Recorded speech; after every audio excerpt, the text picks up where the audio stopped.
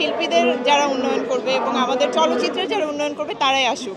খুবই ভালো লাগছে, খুব সুন্দর পরিবেশে নির্বাচন হচ্ছে এবং অনেক সিকিউরিটি মেনটেন করা হচ্ছে, খুব ভালো লাগছে। যারা পাশ করবে তাদের কাছে আমাদের অনেক বেশি এক্সপেকটেশন, কারণ আমরা চাই যে আমাদের সমিতির যারা উপকার করবে এবং আমাদের শিল্পীদের যারা উন্নয়ন করবে এবং আমাদের চলচ্চিত্রের যারা উন্নয়ন করবে তারাই আসুক।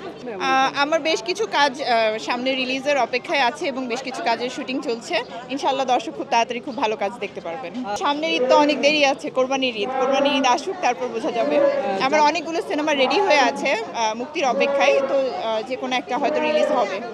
দেশের বাইরে এখন আপাতত যাওয়া হচ্ছে না। দেশের বাইরে মাঝখানে আমি শুধু রোজার ঈদের শপিং করতে গিয়েছিলাম আমার ছোট ভাইকে নিয়ে ইন্ডিয়াতে।